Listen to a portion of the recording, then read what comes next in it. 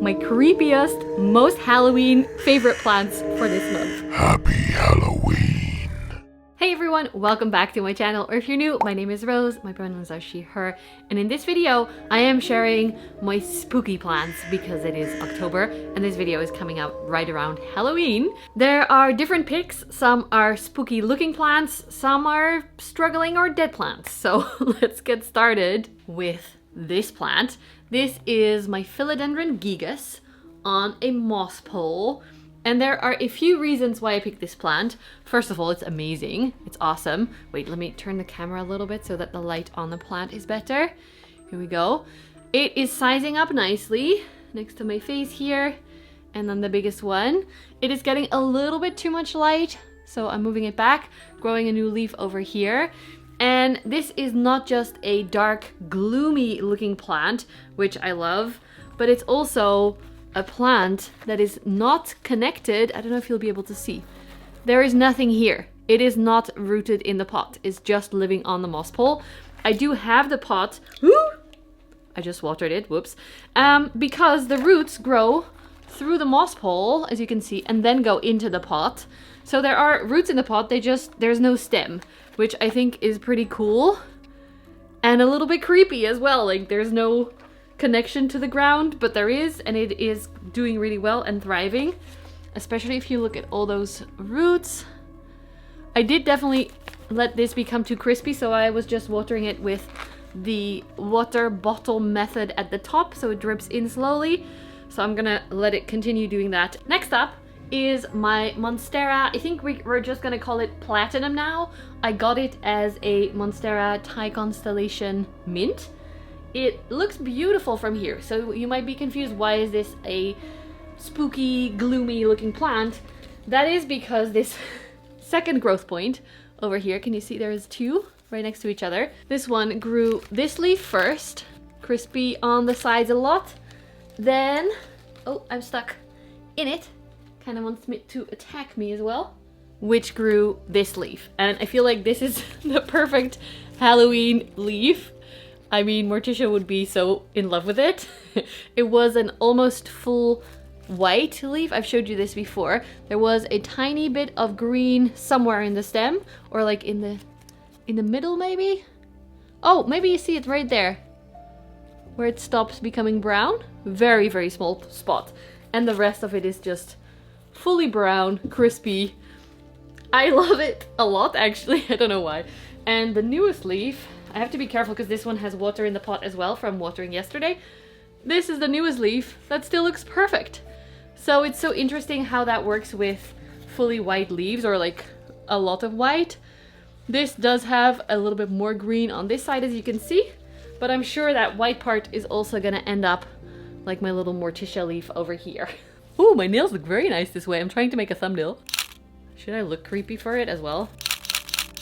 Next up, we're gonna go back here for this one. And this one I am definitely picking because of the darkness of the color. Wait, here is the latest leaf. This is an let me see the label. Anthurium nagapaxa papillilaminum Fort Sherman crossed with papillilaminum Old Clone. As you can see, it has sized up a lot for me. We have this pretty big leaf next to my head, looks like that. Then we have this one. It started living in the living room at this point, so impressed with how it's looking.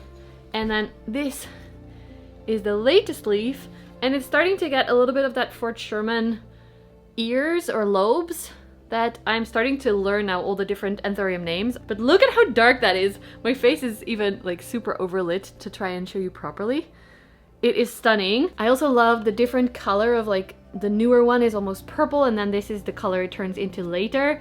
Also, it matches my, well, no, my nails are a little bit more blue, but very happy with my manicure today. I've been sharing more and more nail information, so that's a new, I don't know what's happening.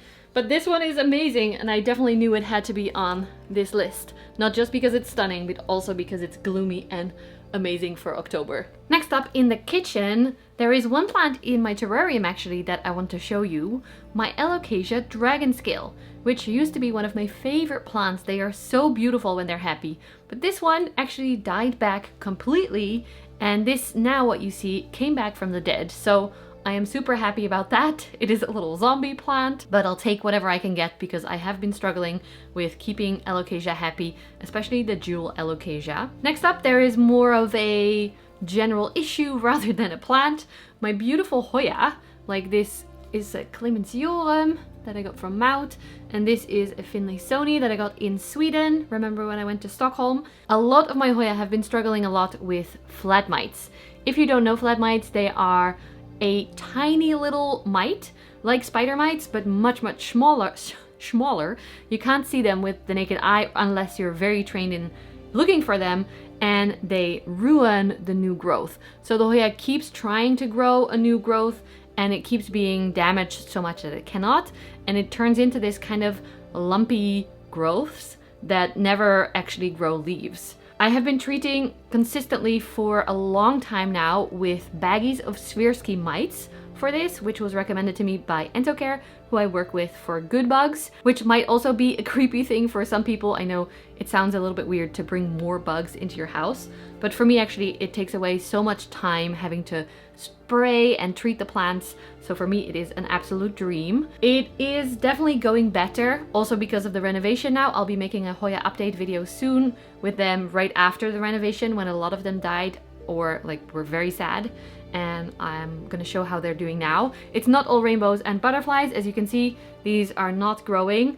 yet, but at least they're looking a lot better than they did before. So flat mites is on the list. And then lastly here in the kitchen, it is a pest fest because these plants especially are two of my nicer plants in the Hoya shelves. And this queen has been struggling a lot with thrips as well as mealybugs, and I saw some scale on the leaves as well. That's why it looks so horrible. Hopefully this is helping you realize that it's normal to not have perfect leaves. You can see even some of the mealybugs. I recently killed all of them with some, I have the little pens with alcohol in them, which I'm getting good bugs at the end of this week, I think.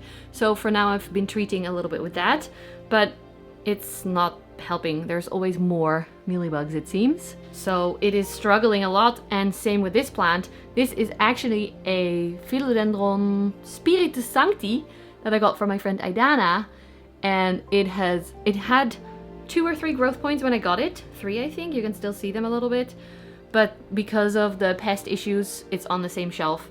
It is not looking great yet, but also it's not dead yet. So we're just gonna continue trying and growing, and maybe at some point I'll have an amazing Philodendron Spiritus Sancti. Oh, look at my nails in this light.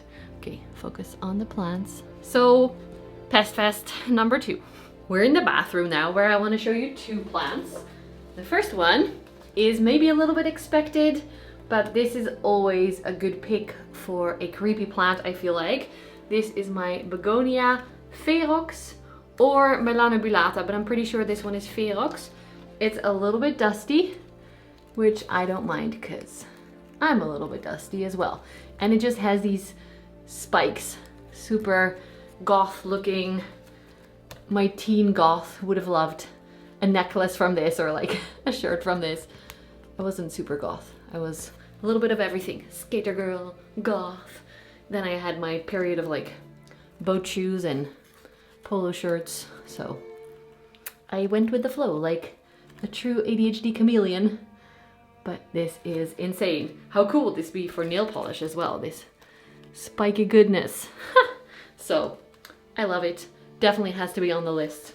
Let me know what you think. Oh, and I think it's also really cool and creepy how the backs of the leaves look. Yes, there we go, focus. It's not thick spikes. It's actually just shape of the leaf. How do you say? Like the back is hollow. So very, very fascinating and cool and dark. The second plant comes from down here, and it is Rupert, my Philodendron Florida Beauty. that I have showed you in many videos, I've talked about many times, and there are two reasons why I'm picking this plant. The first one you might already be able to see. A lot of the growth has gone fully variegated, meaning it is gonna brown and die. Like this leaf only has a little bit of green here. This one is fully yellow, but that's also why I propagated it. So there's a lot of growth at the bottom here. I am still making a video about this one, like the propagation process on a moss pole. But there's another one that's fully variegated, getting brown tips. Here's another leaf, fully variegated brown tips. And then there's a few that have really nice variegation as well. I have to be a little bit careful because this plant is covered in, what are they called? Aphids, normal aphids, which I have never had before as a pest. Normally you spray them off and oh, there's actually also thrips on it. Okay, that's fun. But the aphids, I always thought they're super easy. Just spray or put the plant outside when it's warm enough and the ladybugs will eat it. I've had good bugs for them as well, but they seem to just keep coming back. I don't know if you'll be able to see on this leaf. I don't know if it's too light. Maybe if I make the screen a little bit darker.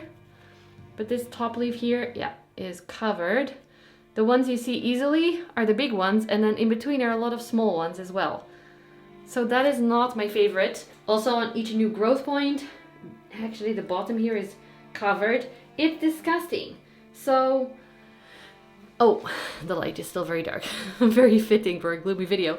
So I'm thinking I should spray this properly. I have done a few times already, but like with my Gardena more strong spray. So we actually sprayed them into the drain. I don't know exactly yet, but it's not been that fun. And I will no longer say that aphids are super easy because I'm currently struggling. And they used to be on some of the other plants. Oh, actually they are still on some of the other plants. The splendid new leaf was covered. The other ones are not so bad. They seem to not like anthurium that much. So suicidal leaves plus pests equals definitely on the list for this month. Blech. How creepy is that, sitting in the actual sunshine in October in the Netherlands? Very interesting. It's been really, really nice weather. It's been 20 degrees Celsius, which is really warm for our late, well, is it late fall? No, fall. Two plants I want to show you up here. Shall we do... Let's do this one first. So, oh, now it's getting darker. It's becoming a little bit gloomy again. As you know, I love my Pinguicula. They are so beautiful and cool to grow, and I love how structurally amazing they are. They're like pieces of art. But I'm picking this one because this one, unfortunately, didn't survive my care. I showed you this one before. But yeah, I killed a Pinguicula. I don't know what I did exactly, because the other ones seem to be really happy in this family pot and also in the separate little pots that I have here. So I don't know what was different with this one, but it definitely is because I think I should just throw this away because it's not gonna come back anymore, unfortunately. It's not gonna come back again, unfortunately. It's not like begonia that go into dormancy or alocasia. This is just dead. Might have to buy a new one again, which is not too bad.